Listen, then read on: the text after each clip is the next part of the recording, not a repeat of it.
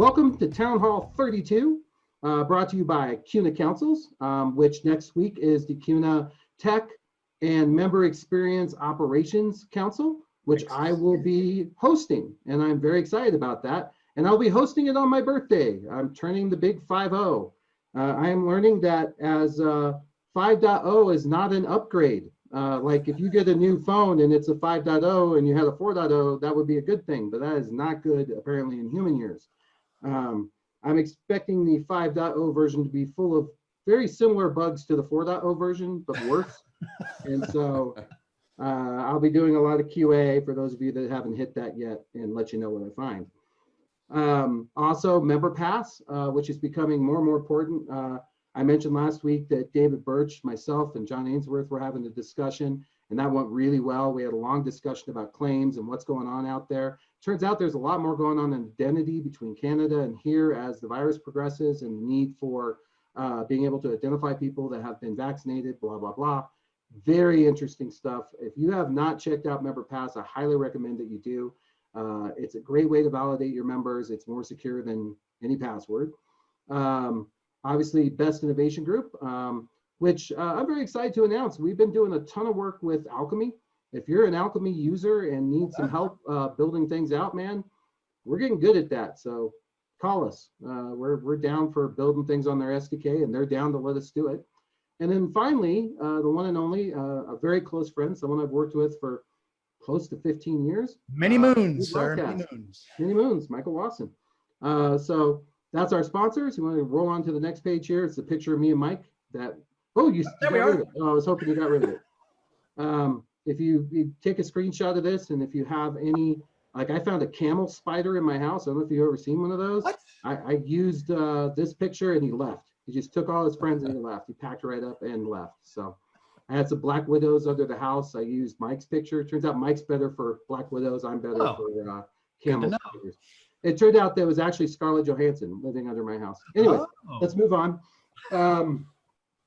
As you can see, I'm in the mood because I'm about to go on vacation as well. We have a special guest today, someone I'm proud to call a friend, someone who's very forward-thinking.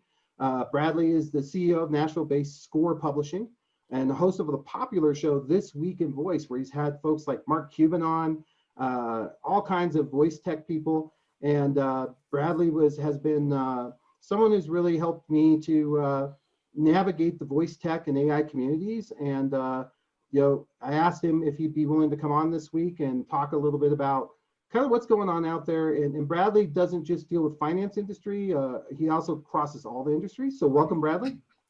Thank you, John. Yeah, it's an honor to be here. No, thank you.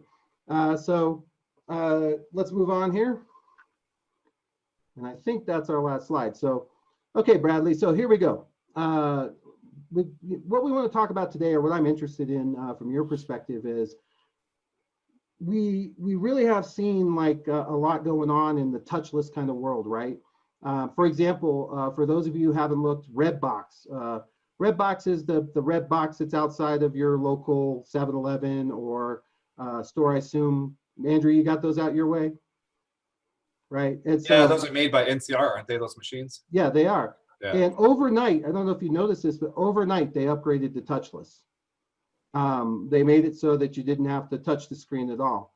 And I've had several requests from credit unions who are working on touchless technology. Matter of fact, I showed Kevin a demonstration of a camera-based gesture product I was using to practice on, which I'll share at some point, which I'm building out for being able to operate ATMs and different things without actually touching it. But that's not really the main key. The main key is that obviously one of the best things we can do is our voice, and using that, it's also a big player for ADA. So Bradley, what are you hearing? What are you seeing? What's been going on? Catch us up. Yeah. No, I first of all, it's cool what you're doing with this format. Oh, thank you. Yeah, and gathering people together, and I appreciate the invitation, and happy to share whatever it is I have to share, and appreciate the introduction. So,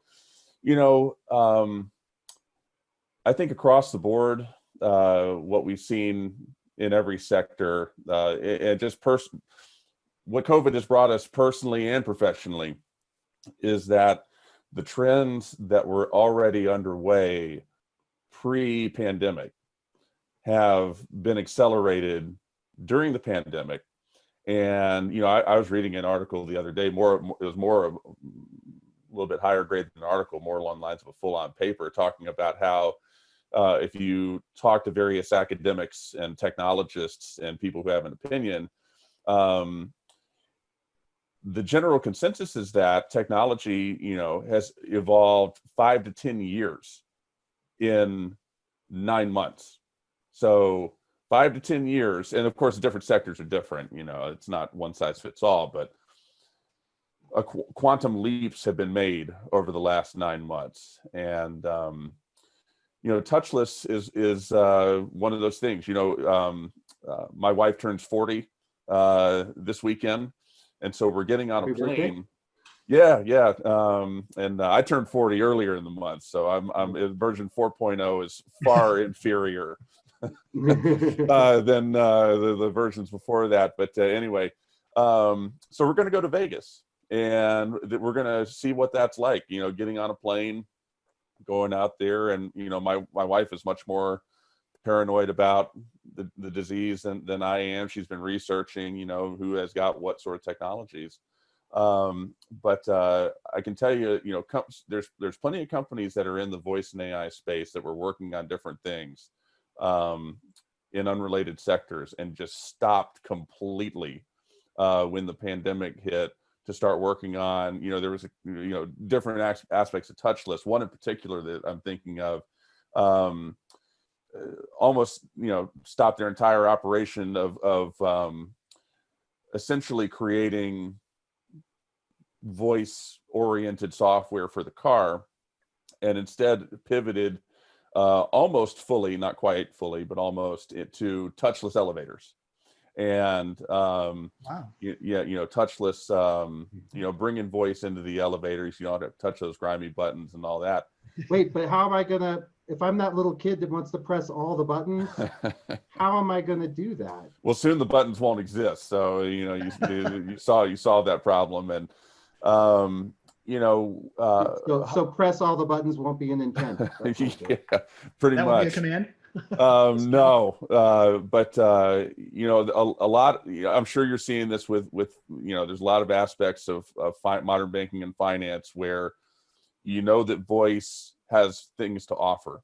Yeah. That conversational AI has things to offer. The question becomes, how do you match this legacy system and legacy systems to entering in that new AI world? And that is the focus. Being that intermediary across every single sector is the waking, living and breathing aim of many, many people and companies right now. So yeah, these are some of the things that unite all the different sectors that at least we're looking at, from banking to finance to publishing to healthcare to automotive and everything else. Well, I know healthcare, we've had, and Bradley's obviously well aware of Big and its place in the voice space, which I think is a rhyme. But the idea that the healthcare portion, we've had people actually come to us already that are looking. I guess there's so much need for doctor's notes and voice annotations. It's particularly because you're passing around these. And HIPAA's an issue, so they're talking about like earpieces and things like that. But I guess there's a lot of need for that because they can't keep up with dictating all the patient's notes in these overwhelmed areas. Yeah, so healthcare is a perfect example of where you had one big gating obstacle, with something like doctor's notes, and it was regulatory and bureaucratic hurdles. And with HIPAA, what we've seen with healthcare is that there was already some pilots and stuff going on pre-COVID, and amidst COVID, HIPAA has been the regulations and the machinations of all of that have been made much more flexible to where some of the companies we're working with are about to bust out in a major way in terms of applying voice into healthcare at a deep level. That again takes these various legacy systems that hold all these medical records, and none of them like to talk to each other because that's just the way they've done business in the past. and voice is having a lot. AI. When I say voice, all I'm really referring to is the front door for AI, the way that we'll interface with most people will interface with AI, being that layer that sits on top of all this stuff and makes it make sense, helps it talk to each other. Healthcare, there's been a lot of strides with that over the last 6 months. Much of it, this necessity being the mother of invention and all that.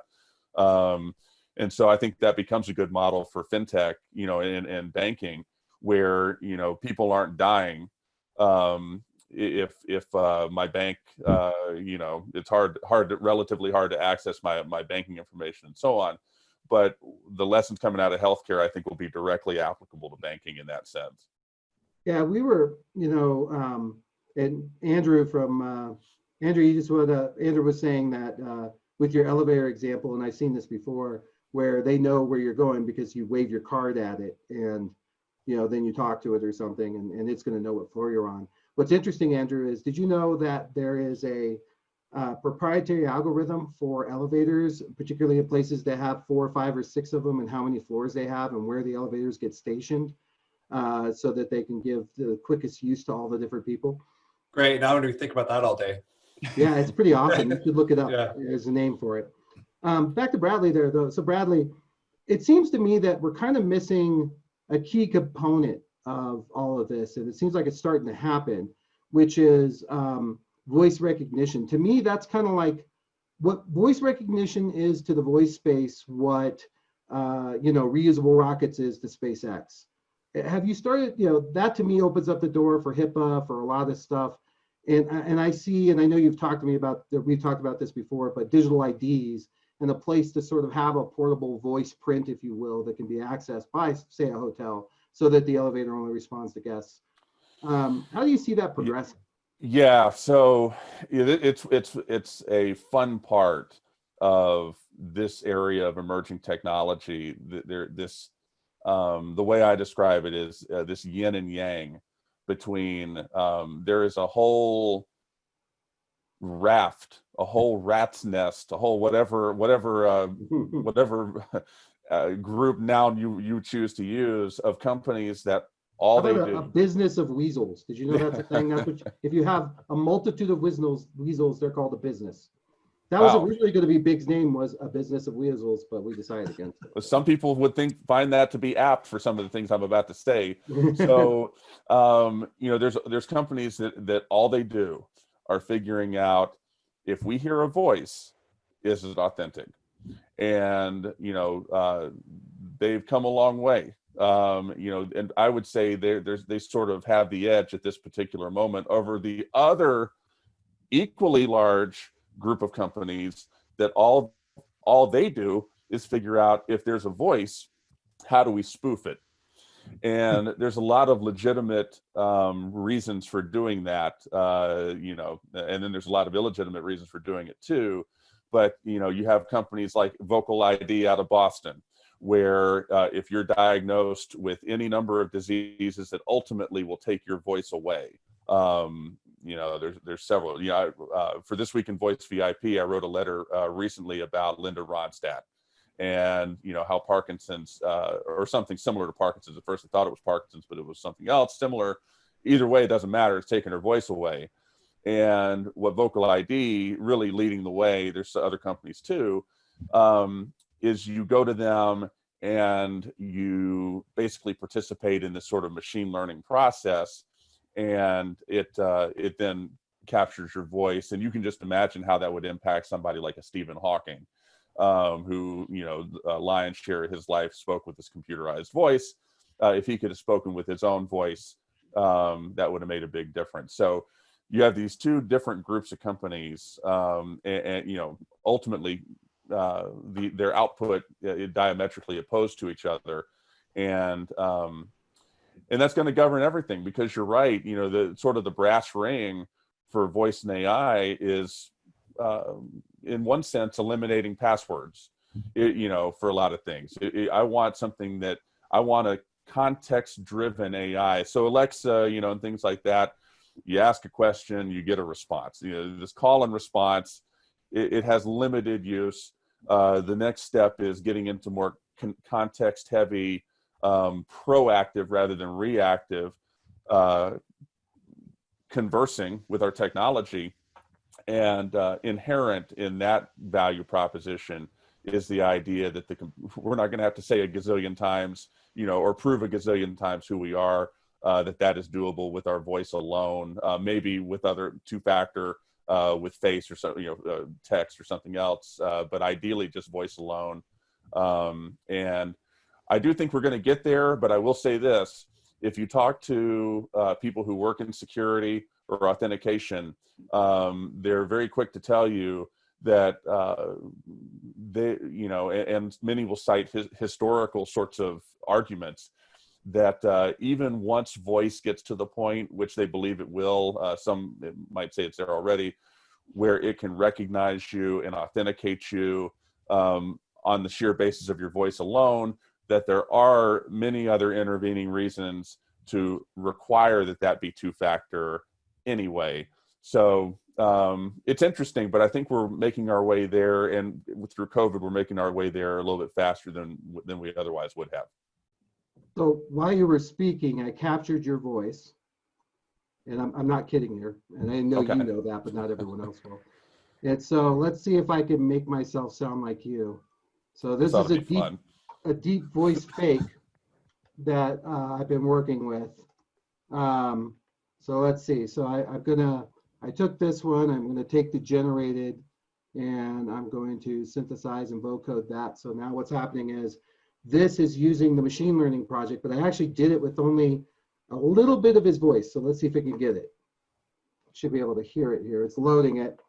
So what this does while he's talking is I could take about 5 seconds to 10 seconds of your voice, and I can then basically become you to some extent. And so what he's talking about is the group that is trying to do voice verification, and let me explain a minute, because this is really interesting.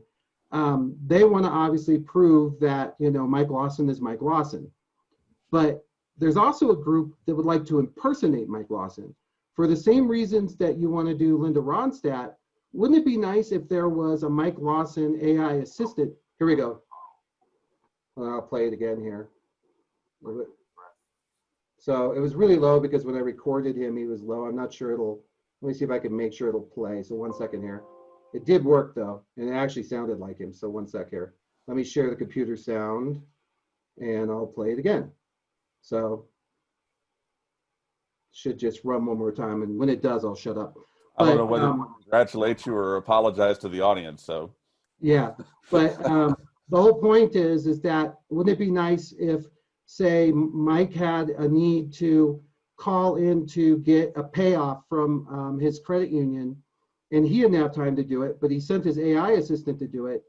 And this was all kind of brought up with Google Duplex, which was an amazing demo that Sanjay did at the last Google piece, where he had their Google platform call a hairdresser and basically make an appointment. I saw that. This is similar text, so here you go. Welcome to the town hall. My name is Bradley. I don't know if you could hear that, but just to show you a different version, since I'm close by, I'll do one of my own. My name is John Best. 1, 2, 3, 4, 5, 6. I like cats. My name is John Best. 1, 2, 3, 4, 5, 6. I like cats. That's my recorded. So now I'm going to take that and synthesize it and vocode it. And while that does that in a minute, because I have a much stronger recording, you'll get to hear it. And you can see down here the kind of work it's doing. It's using spectrogram. It's using, what's interesting is they're creating all these new voices out of people who've read audiobooks. So you could take an audiobook and get all kinds of clips. The more I have of Bradley, the closer I can be him. And what was interesting too was we tried this with a friend of mine who's Indian. He might be on the call, Cody. We tried that, and it duplicated his accent as well. Wow. Which we were pretty blown away by. So I'll play this again real quick here. This is my life. Watch the green bar. Welcome to the town hall. My name is Bradley. So not perfect, but you could kind of hear my voice in there. And if I keep going, it'll just get better and better and better. And that's on my laptop, which isn't the best. And I'm running Zoom, which is using a whole bunch of GPU to put my background behind me. And so Bradley's point is really important that, and I want to make this point that we're going to see this we're soon going to see this issue where someone calls the call center and it appears to be that person and they call from that phone number by duplicating a SIM. And it might not be AI, it might just be me in the background typing answers to questions and pressing play. Yeah, and I think I scared the crap out of your group in New York with that, didn't I?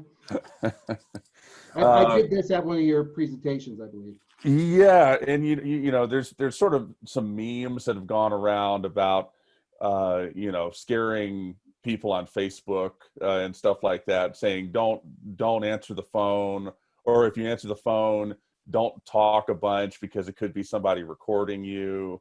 And they've looked at that, and the amount that's actually happening is very, very, very, very low. But the amount that could happen in the future, that's a legitimate thing that somebody actually could do.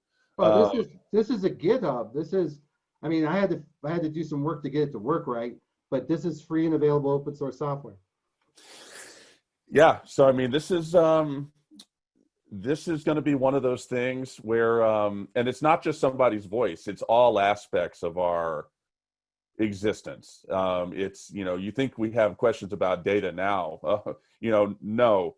So everything, once you've got once Alexa, Google Assistant, things like these mainstream voice assistants take that next step to become more proactive and more contextual, more fitted to you. And some people won't allow it because they'll just deny it for privacy and privacy oriented reasons. But for the people who do embrace that, there will be a lot to gain. There will be discovery of all sorts of media. You think about right now, how do we learn about new things? A lot of it has to do with the internet. We use Google a bunch. Social media surfaces things for us. That's we follow people we trust and all of that, and that's how we learn a lot of new things. In an AI-oriented world, for many people, that will fundamentally and completely change to where you have this AI that has access to this at the back end of Google Assistant, or something related to Amazon or one of these other companies, where they see your purchase history, they see your search history, they see your calendar, they see your email, they see they have a lot of points of entry to you, and you've given it to them because when you say, hey, Alexa, I'm going on vacation this weekend. Actually, it's not you saying it at all. It's Alexa coming to you and saying, hey, we saw that you just completed that trip that we know you've been looking at. We saw you were just listening to this podcast, and typically you listen to 48% of the podcast you listen to, but this particular one, we saw that you listened to 92%. The speaker who was on that has a new book that's out, and it's on sale. Do you want us to go ahead and buy it for you? Because if we do, then it'll be shipped to you by the time that you go to the airport for your vacation. All sorts of stuff that is totally alien to our way of thinking now is what some of what it'll be able to provide. So the question with voice and AI is not, are we going to have to give up a lot of our privacy? You absolutely will if to participate. And I know we're preaching to the choir with this group, but the question really is the utility and the productivity and the benefit offered by doing these things and embracing this technology, does it so far outweigh the potential privacy mitigation that it becomes a no-brainer to do? And for many people, the answer to that will be yes, and it will have a lot of implications for banking as well as everything else. And Jonathan, so Bradley, I've been recording more of your voice, but don't worry about that. But here's what I want to do. So I'm going to play that Google duplex thing. It's only like 3 or 4 minutes. But here's what I want, Andrew. I'm going to call on a few people, Andrew and Tom. I want you to think about your call center employees. And I want you to listen to this interaction and try to and see if you think your call center employees would be fooled by this tech I'm about to show. So hang on a second here. You might have to edit out the answers from the sharing, though. Yeah, no doubt. That will scare people. So, all right. So first of all, this is the GitHub where I pulled in that the voice transformer. So I put it in the the link in the chat, and just to show you, it's getting commits every day, which means the last time I pulled it had to been at least 3 or 4 months ago. It's just getting better and better. So if you're interested and you're a techie and want to try to clone your voice, go for it. I'm going to go ahead and play this video real fast, and if you will indulge me, watch and try to think about yourself in this space and what you think whether what this would do to your customer service.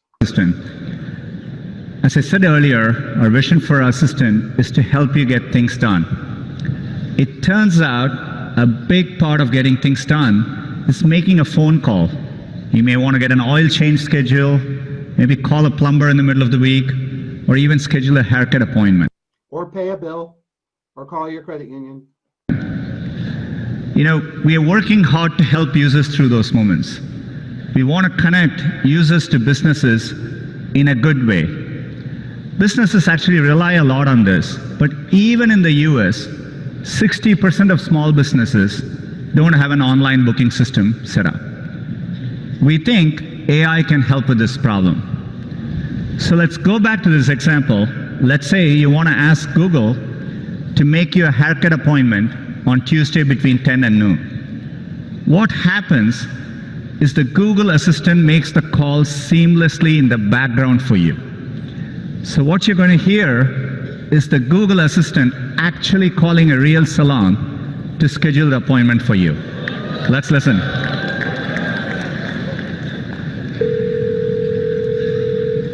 So how can I help you? Hi, I'm calling to book a woman's haircut for a client. I'm looking for something on May 3rd. Sure, give me 1 second. Sure, what time are you looking for around? At 12 p.m. We do not have a 12 p.m. available. The closest we have to that is a 1:15. Do you have anything between 10 a.m. and 12 p.m.? Depending on what service she would like. What service is she looking for? Just a woman's haircut for now. Okay, we have a 10 o'clock. 10 a.m. is fine. Okay, what's her first name? The first name is Lisa. Okay, perfect. So I will see Lisa at 10 o'clock on May 3rd. Okay, great. Thanks. Great. Have a great day. Bye. All right. So, you know me, Bradley. I don't like to make chocolate or peanut butter. I just like to put them together, right? So if I could clone my voice and then use that technology and use my voice, and now I call into our credit union, Andrew's credit union or Tom's credit union, and do a wire transfer. And oh, by the way, my AI assistant knows my account number, knows all my things. Andrew, am I getting by you? I've seen that one before, and there's some inconsistencies, I think, with like the inflection. I agree. Because I heard a little of it, yeah. Yeah, like there's some high-rise terminals, and then there's others, right? Things like that. But you know what? Unless it's really the tricky questions that would trip them up, that's the only thing that. Otherwise, I do think that probably get through. So let me ask you this. One of the questions commonly asked by the credit union is, what was your last transaction? How long do you think it'll take the Google Assistant to log into home banking on my behalf and pull up my history and answer that? Right, especially if they're already using your product there. So right. Yeah. It's so Bradley or Tom, what are your thoughts on that? Yeah, I mean, this is the first I've seen that, and it was pretty crazy to see because it did sound fair. I mean, the woman at the other end had no clue. Yeah, well, it's doing things like going, Right. But we could hear, some knowing. Oh, we're watching it. Scenario. Yeah, we could hear those inflections, like Andrew said. But you'd really have to start looking at some real out-of-band questions that the receiver would know, but the sender would have to search for. Because when you apply this, it's, it could get scary on how many of these they could run concurrently to hack or break it. It could be a whole new version of like a DDoS attack, if you will. where they're just going after everything, trying to do things. The problem I have today is when you use those types of systems, everybody's favorite, the cable company, for instance, you can never get to an operator. Give me a human being. Human, right, right. And so it's, what is the range of thought or process that these can handle to help you move, to when you do need to get to a person, or, when it's flipped around, when you're talking to it. I was on a text on a Monday with my dog's veterinarian. Well, I thought you were going to say your dog. I was going to Yeah, it was very clear it was an AI text. I was not talking to a person. Mm-hmm. Just by case, contact, grammar, things like that. Contact, right. But it worked. It worked for me. Right. It got you through it, right? Yeah, and so it's just a matter of refining it and getting it up to so better and better. And what if I told you this video is from 2 years ago? Yeah. How much further it got? It turns out your question, we just happen to have an expert, which is Bradley. So Bradley, you want to take on that question of what that looks like now?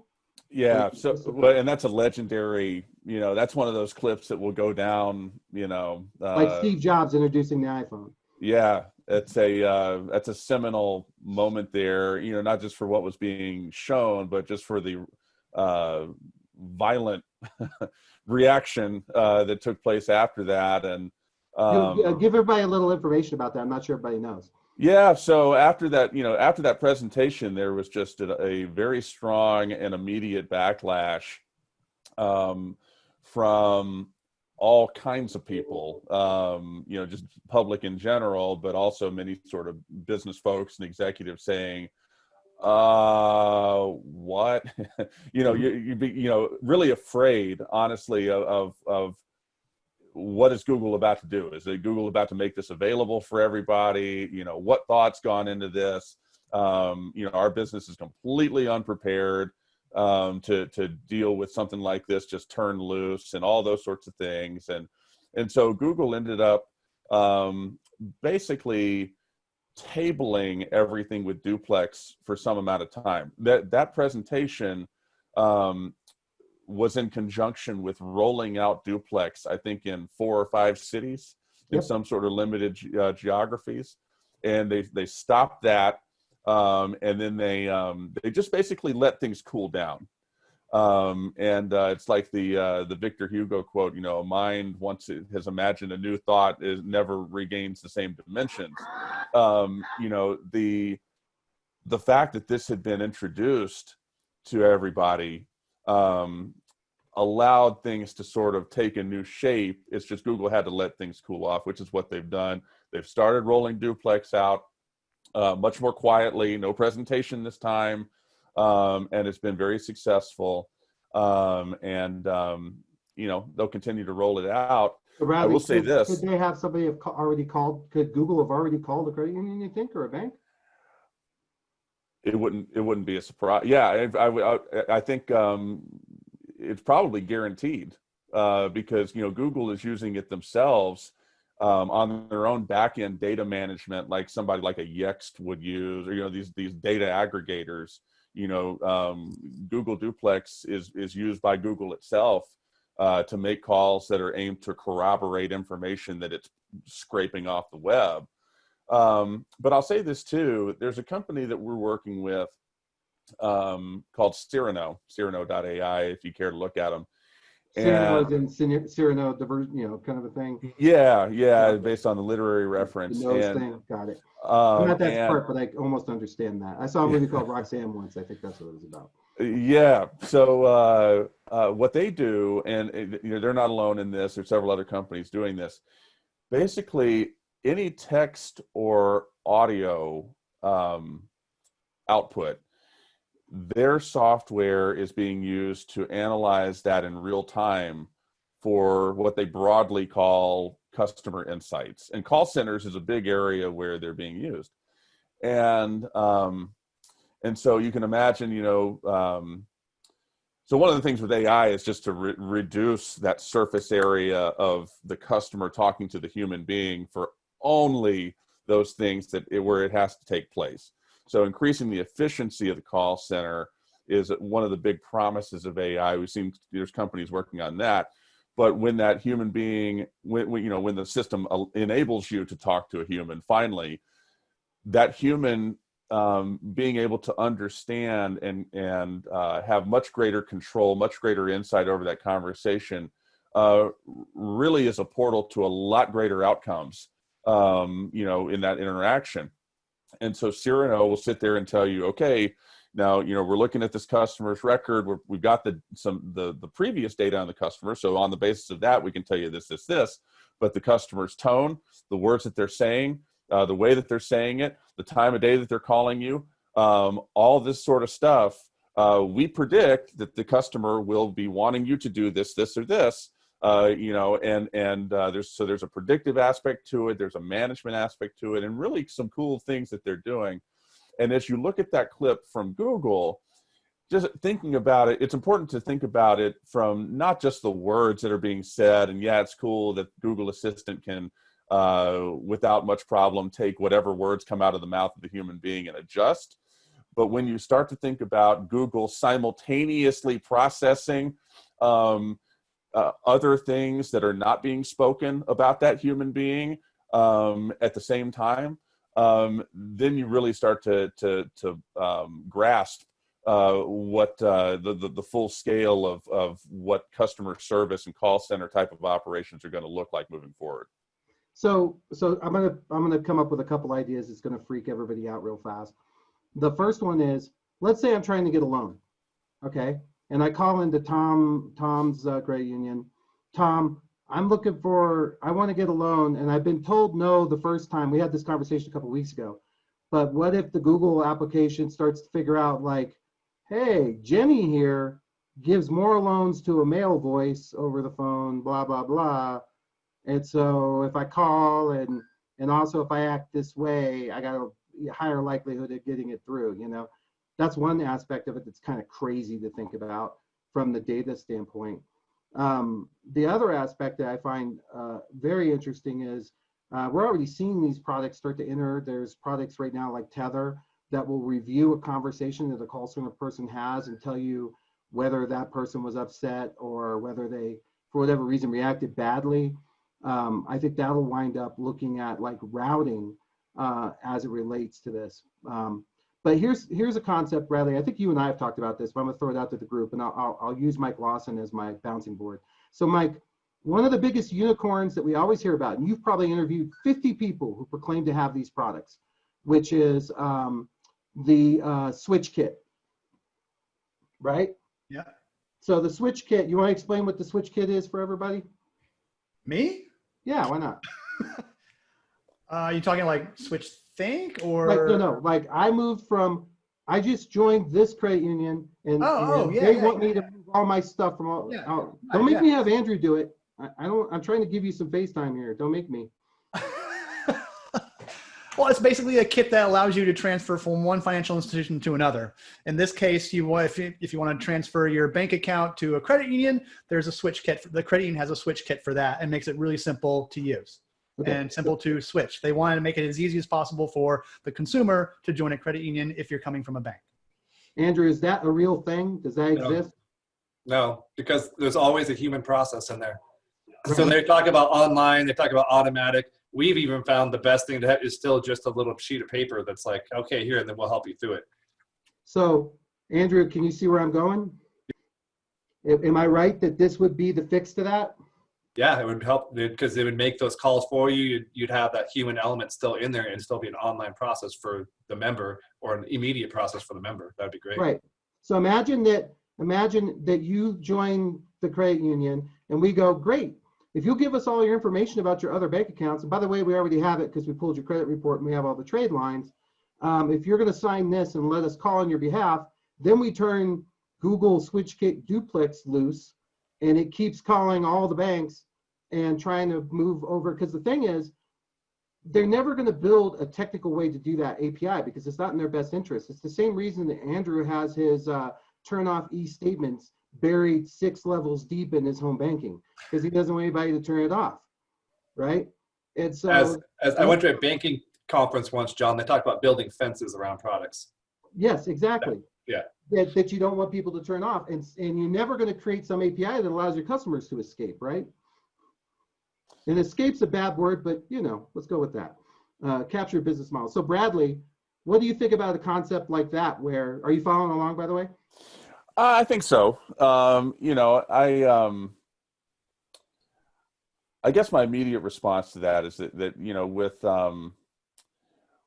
with voice and AI, and also it as ought to be evident on a conversation like this, the stuff we're talking about, and you showing that video was great, John, just because it drives home the fact that this is now. It's easy to sit here and talk about all this stuff, and it comes off like we're pontificating. We're pontificating from the ivory tower on what may be 5 or 10 years from now. No, this is now. And switching banks is an interesting thing to ponder. I think about going back to like a loan. If a customer's got a loan from a bank or credit union, the data that you have on that customer, so you have an initial amount of data to make that decision. Are you going to give them the loan? Are you not? And the data that has historically been used to make that decision are things that you have access to, the bank records and financial list of assets, and if there's a signatory and things like that. It's going to be really interesting because the opportunity to expand on that data set is just it's about to grow quite a bit. And going back to the call center example, if I have a loan through local credit union, a local credit union down the street. Go with Aspire. Okay, so I have a loan. I've got a loan for $100,000 from Aspire, and Wow. And I've started making. Yeah, you're welcome. You're welcome. You, Tom. So I've made the first few payments. Okay, it's down to 90, we'll say, and I call into the bank, and I've got an unrelated question, a question about I can't figure something out online, and your call center operations, which are voice and AI enabled now, they're not only recording that call, but they are documenting the fact that I sound very frustrated, irritable, perhaps despondent, all over something that should not be meriting that level of response. I couldn't find something online or whatever. I'm overly emotional on the call, and this is documented within the universe of what the bank is doing. Well, that gets back to the loan. And, the same systems will be monitoring, okay, now the person, I made the first 10K of payments and you liked me enough to give me that loan in the first place. You view the outlook that I'm going to pay that loan off at 92.5%. But now after this call, and the time of day it was made and some of these other things coming out of the call center, now you're a little bit worried because you don't know what that was about. Now you lower it down to 85%.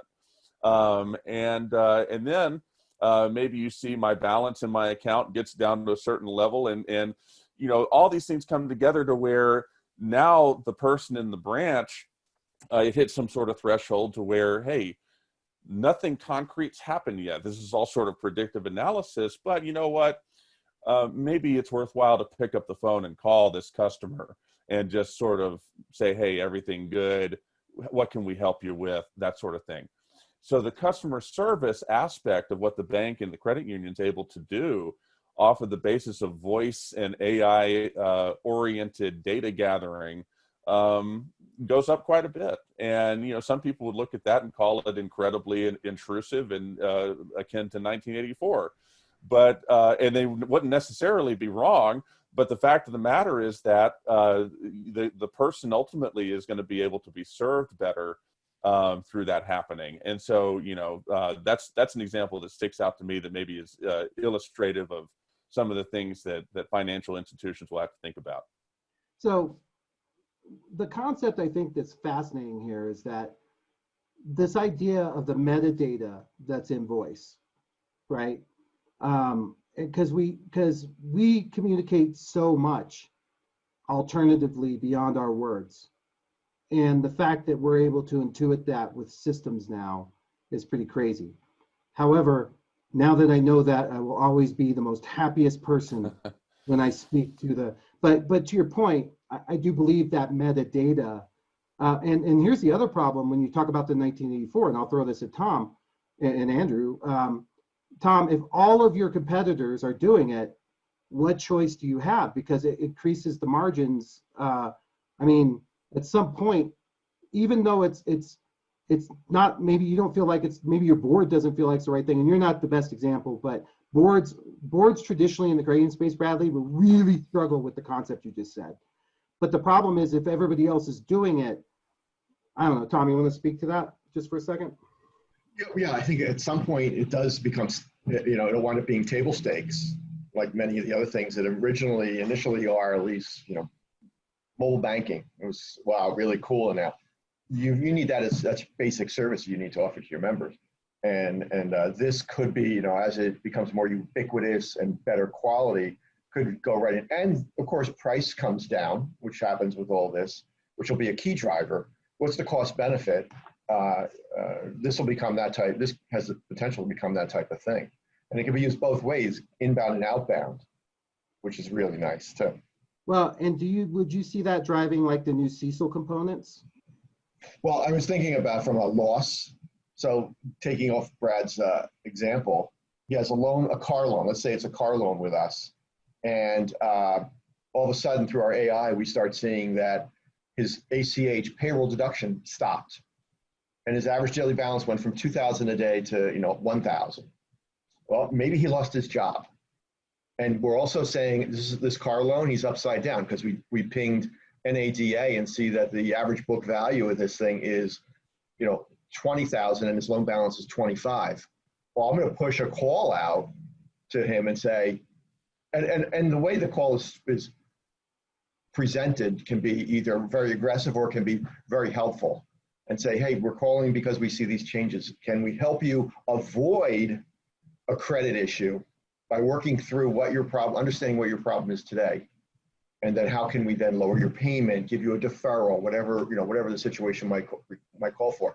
And at some point that may be, depending on the quality of the intelligence behind the voice, that may wind up being a handoff to a person, but it could then hand off to the right person. Yeah. So if this is a good quality, long-term member, great relationship, just hitting a tough patch, we'll go to somebody that's, can just walk through this. If this is a new member, a new big dollar loan, maybe we go somebody that's a little more savvy or aggressive, can be a little more aggressive in negotiating terms to help this person out and keep us, in a good place. You're always that trying goes to do the right thing. right to the CECL, goes right to losses and, costs. So Bradley, CECL is a new rule that says we have to be more predictive about our charge-offs when we talk to the government. Okay. So, but one thing and I think Andrew wants to talk here. I'm going to get to you, Andrew. I just have one little thought here. So I think also what Bradley was saying, Tom, is the bellwether is, what if I call about an NSF? Let's say my ACH hasn't stopped, nothing's happened. I call about an NSF, I'm upset, and I sort of offhandedly mention I'm having trouble at my job, or maybe I've been laid off temporarily or something. Now, you're still waiting for the ACH to stop, and that might be another week or two while they clear out the funds. So Bradley, I just want to clarify, is that what you're saying that the AI might pick up on? I mean, it could pick up on anything. It could say, and you don't even have to, you could just make an offhanded comment of,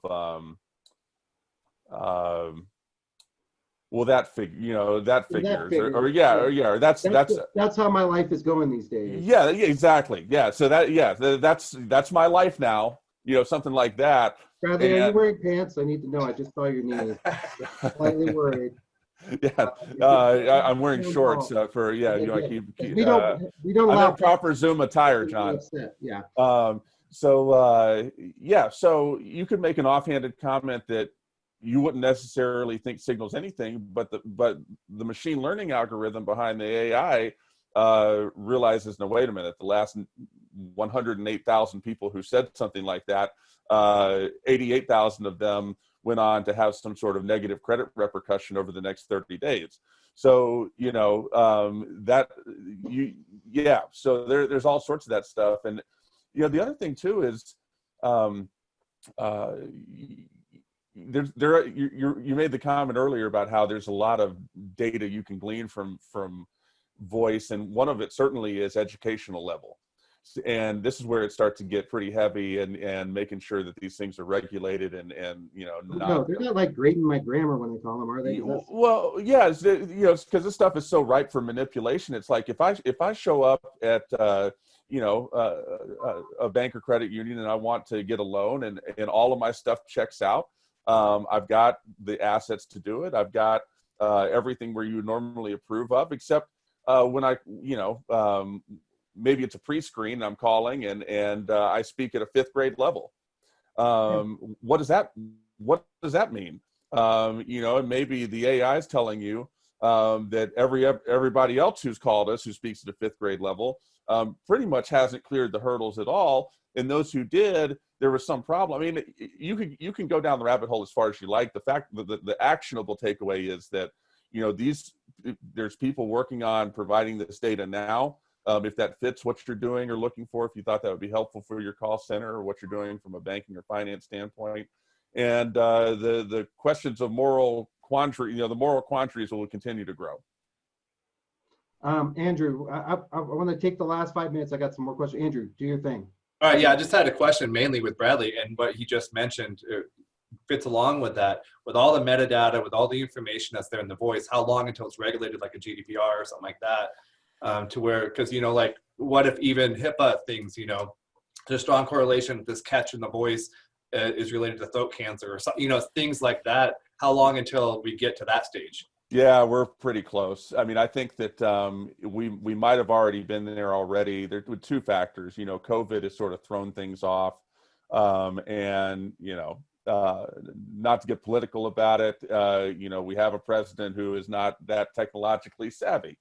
Whether you like him or not, it doesn't matter. Trump couldn't care less about any of this. And so those things add up to less attention being paid.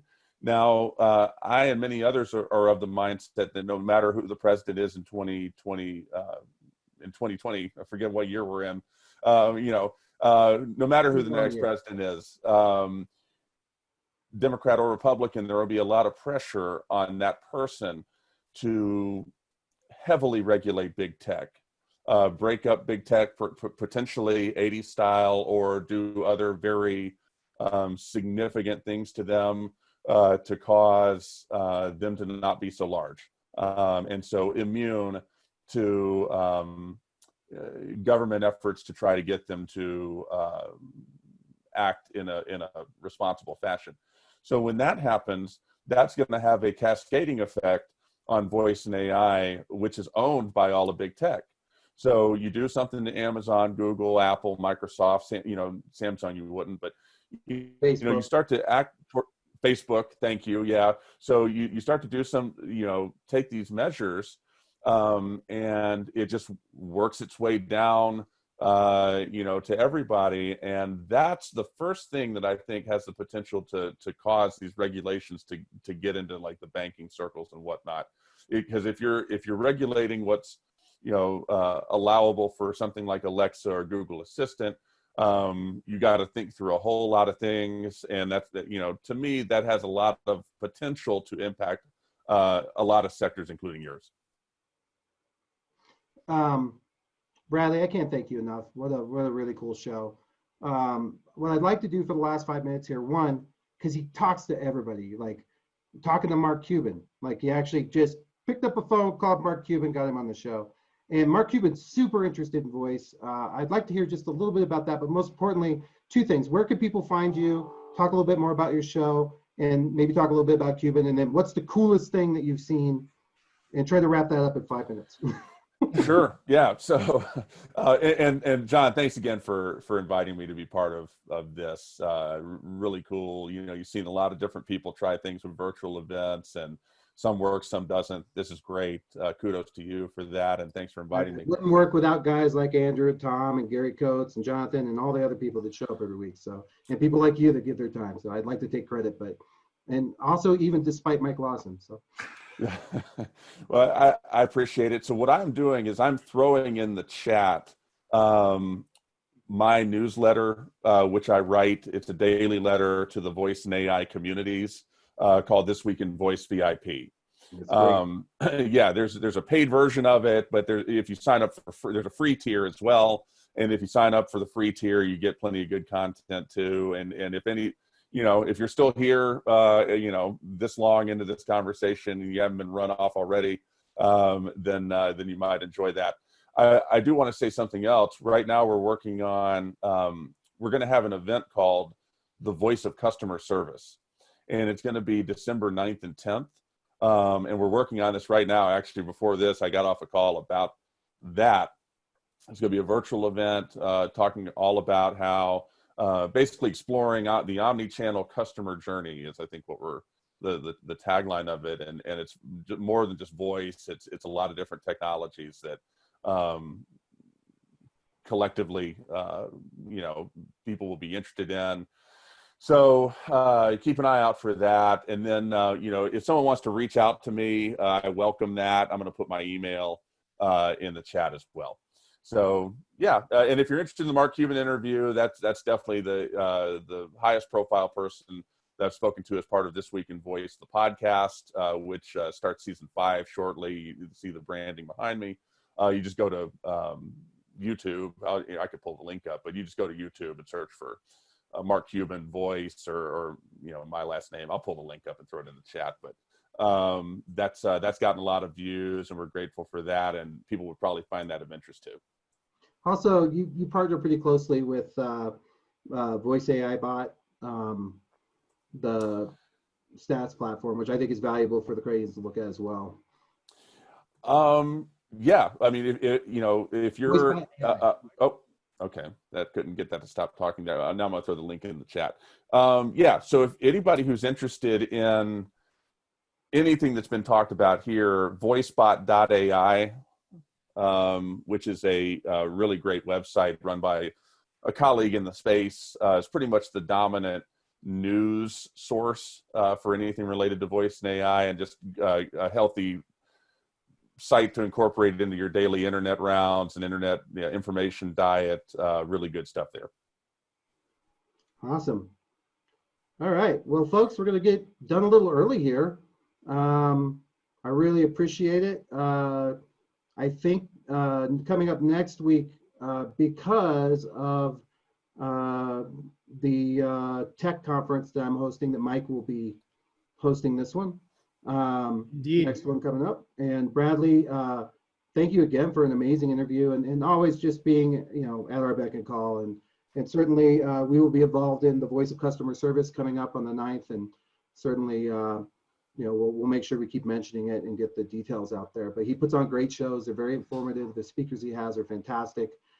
He's obviously very knowledgeable, and I can tell you he's serious when he says just email him. He would respond. So all right. Well, thank you, everyone, and take care. Be safe, and we'll all talk to you soon. John, thank you very much, and thanks to everybody for being part of this. Greatly appreciated. Thanks, Brad. That was fun. You got it. Take care. See you.